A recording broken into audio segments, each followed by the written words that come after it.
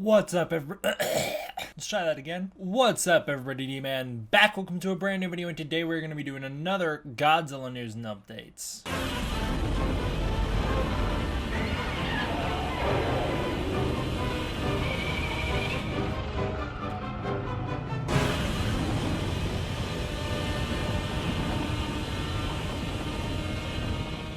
So this Toho interview, we're doing another Toho interview. This interview is equally as big, if not bigger, than the last one. And again, I want to reiterate that it is gonna be one of those situations where I don't want to spoil anything that I'm not supposed to. There's some people that don't believe me. You don't have to. It does not matter. It does not affect me one way or another if you believe me or not. It's gonna be difficult for me not to spoil things, and so I'm not really gonna be giving my in-depth thoughts on a lot of what's talked about in this interview. So we'll go through this interview and we'll break it down bit by bit. This is another interview with Akito Takahashi.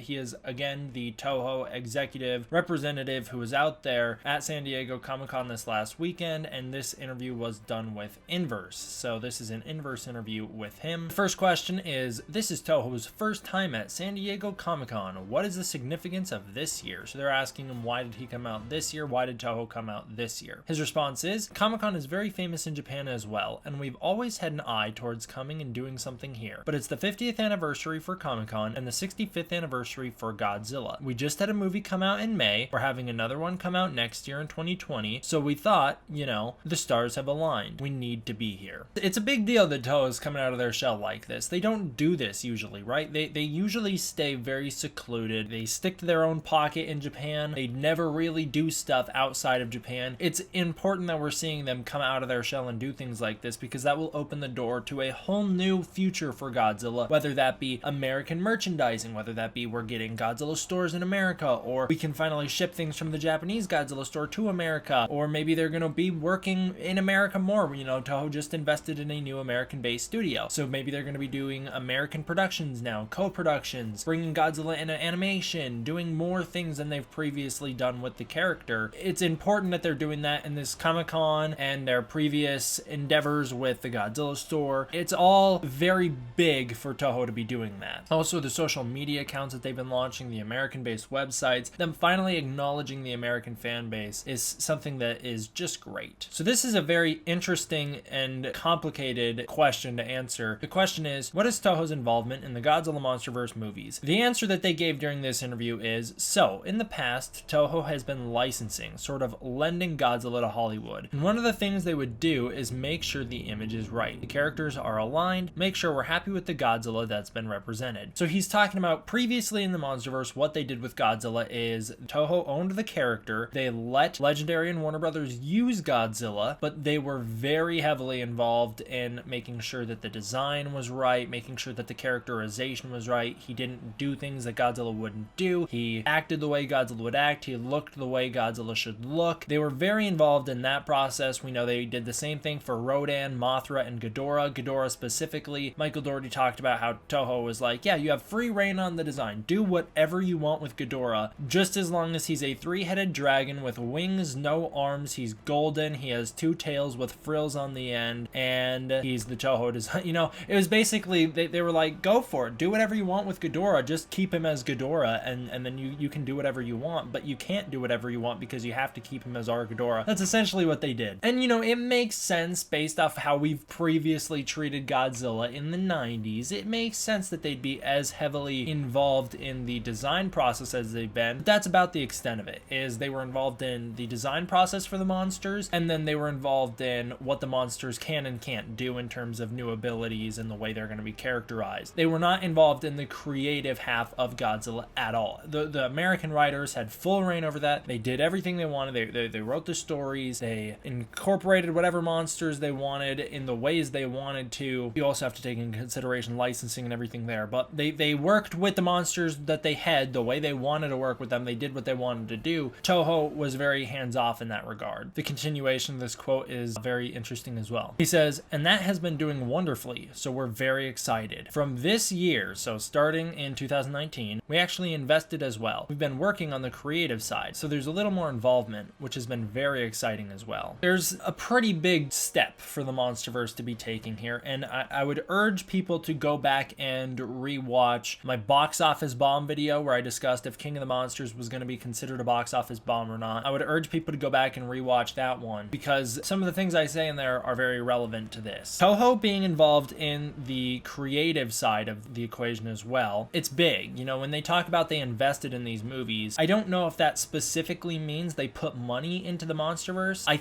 think it means that at the very least, if they haven't now, they plan to if the MonsterVerse continues. That's what I understand, is that is the plan, is to work with the MonsterVerse, as he's talking about here, working with them on the creative side. Now, this can be interpreted different ways. This can be interpreted as, you know, from 2019 on, so Godzilla vs. Kong is done filming, you know, they're done, so they're not talking about Godzilla vs. Kong, they're talking about whatever comes after, if anything, they're going to be involved in the creative aspect of that, or it could be viewed as they are going to be involved in the creative aspect of Godzilla vs. Kong. I'm more inclined to believe it's the first one. It does not sound like Toho was involved with Godzilla vs. Kong on a creative side. It sounds like, again, it was much more of the, we're going to give you these characters, this is how you're going to use them. You know, you got Godzilla, you got Rodan is still alive, I don't know if he comes back or not. You know, it's like, you got these characters in the MonsterVerse, if you want to bring them back, you have to stick to these rules. From what I understand, that's how they approached Godzilla vs. Kong as well, was a kind of hands-off approach. We give you the characters and some regulations, you do what you do, and just make sure you don't mess it up. That's how I understand it. I am inclined to believe that if the MonsterVerse continues, which there is no guarantee it will, but if it continues, Toho will be investing in it and will be involved in the creative side of that as well. That's what I believe at the moment. We'll talk a little bit more about that here in a minute as well. The next question, Godzilla King of the Monsters received mixed reviews. How excited are you for the next movie, Godzilla vs. Kong? This is kind of similar to what I asked them. I asked if the box office numbers for King of the Monsters were something we should be worried about. That's what I asked. And what I was told is not really an answer either way. I was told that the numbers are not surprising, that the numbers were what they always had anticipated. They never thought the movie was going to do better. They never expected it to do worse. We don't know if that's good or bad, you know? Maybe they wanted it to do better, but they thought it was going to do what it did. That's probably the case. So it didn't really answer my question either way, but this one, as for the, you know, the movie received mixed reviews, are you still excited for Godzilla vs. Kong? The answer they received here in the interview is, for this previous one, we were just thrilled because it was a very different type of Godzilla movie from the ones that were coming out. It was just a blast from the beginning all the way through. Lots of action, lots of really great battle scenes, things that we could have never done that Hollywood is able to achieve. This is a great answer. They are very happy about Godzilla King of the Monsters because it takes the franchise in somewhat of a new direction. I wouldn't say that they can achieve this because I think they have. We've gotten Godzilla movies like Final Wars, which is action from start to end. So I would say that they can achieve something like this. I think he's selling Toho a little short here. But it's a good answer because he is happy about the MonsterVerse. He's happy about Godzilla vs. Kong. His follow-up to that is, it's very exciting. And even the Japanese fans that have seen it, they leave the theater excited. That's been a really great success for us. And we're really excited about the 2020 movie. It's going to be Godzilla Japan-made versus King Kong US-made. We can't wait to see what the end result is going to be, but also how it's going to be depicted on the screen. So this answer has a little bit to unpack. First of all, he's like, yeah, the movie's doing great in Japan. People in Japan are loving it, which is true. Japanese box office way overperformed for King of the Monsters. The Japanese audiences seem to really like the movie. He's right there. This next part, you know, Godzilla's the Japanese character versus King Kong, the US character. This is worded a little weird because it makes it sound like the Godzilla aspects are Japanese made, whereas the King Kong aspects are US made. He's referring to the characters. The character of Godzilla is Japanese, whereas Kong is American. It's like the East versus West concept. You know, you're having Godzilla and Kong fight. He says it's going to be interesting to see what the end result is going to be. Kind of leads me to believe that he doesn't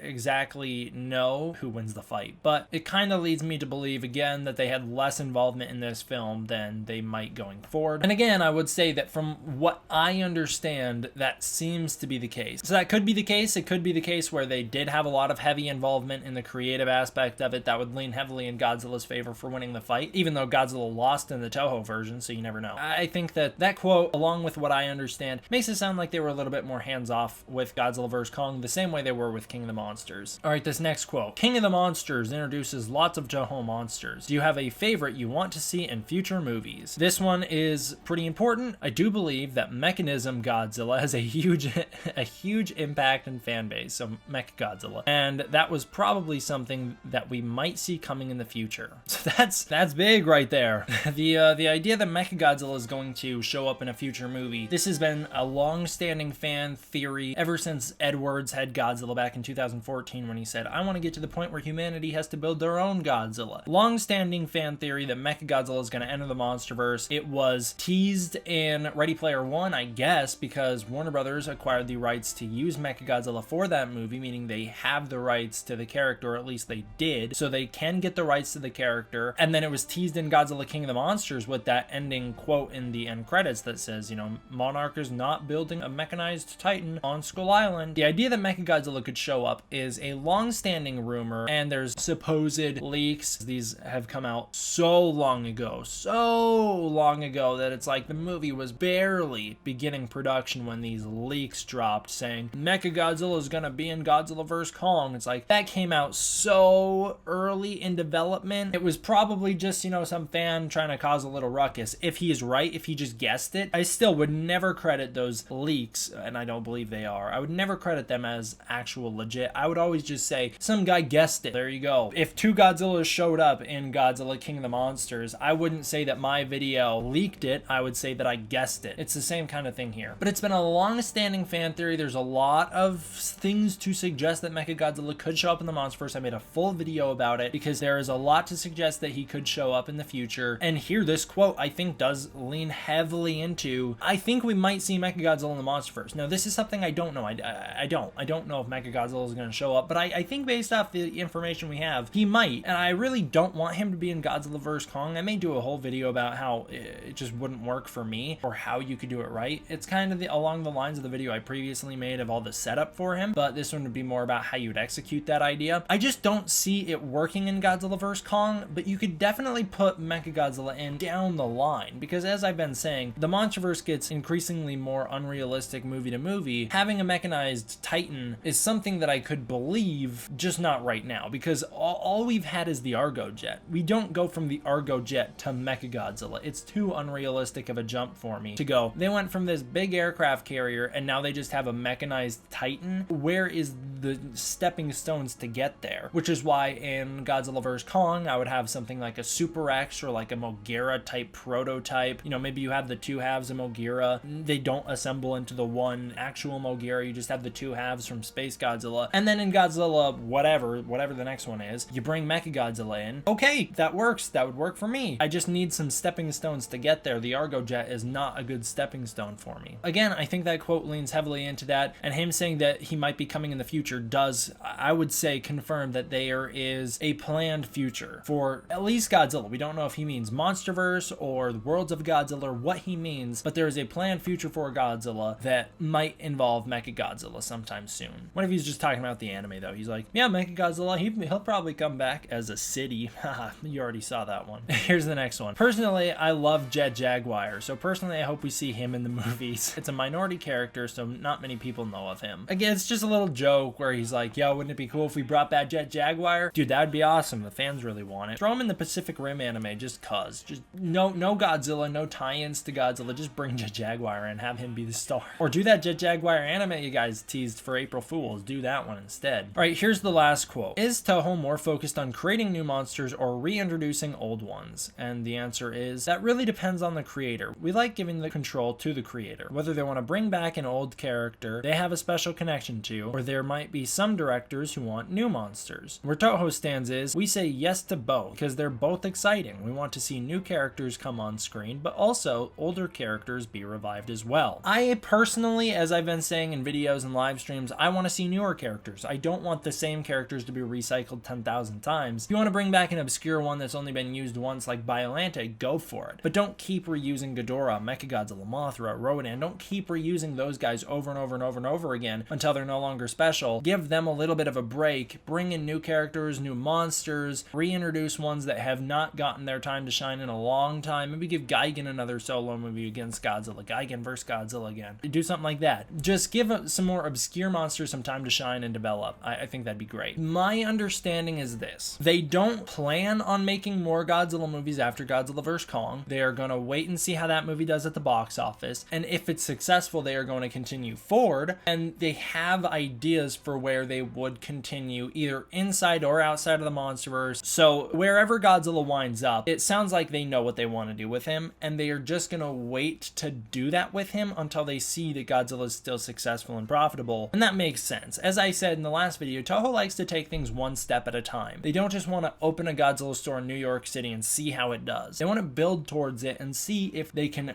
put it in a convention. If it does well in a convention, maybe they'll put it in more conventions. Maybe they'll do a pop-up around the nation. If it's successful in all of those locations, maybe then they'll open an online store, see how sales do, and build their way to it. Toho doesn't like to just throw things at the wall and see what works. They like to build things over time, and that seems to be their approach with Godzilla movies as well, is we have this idea for the worlds of Godzilla. We have this idea for potential cinematic universes, for everything like that. If the MonsterVerse were to continue, we have ideas for it, but we're not gonna say that we're doing those ideas until we see how the last one does. And this is, again, even the Legendary guys have been saying this. They have been saying, we would love to tell more stories with Godzilla for as long as possible, but we're taking it one brick at a time. We are seeing how this movie does. If this movie's successful, we'll do the next one. If that one's successful, we'll do another one, and we'll build from there. That seems to be the same approach Toho is taking it. I think Toho and Legendary have that all worked out. So it seems like if Godzilla vs. Kong is successful, which I really think it needs to be, there's going to be a bright future for Godzilla. If Godzilla vs. Kong underperforms, I don't know what's going to happen. I would guess in that case, Toho's going to hold on to Godzilla for either an extended amount of time, or they're just going to start doing their own smaller scale Godzilla projects like the anime. I don't know. But I would say that if Godzilla vs. Kong is successful, and this is something I've been saying for a year now, ever since King of the Monsters news was coming out, if Godzilla vs. Kong is successful, we're going to have a bright future for the MonsterVerse. Alright, thank you guys all for watching. I hope you enjoyed. I will see you guys next time. D-Man,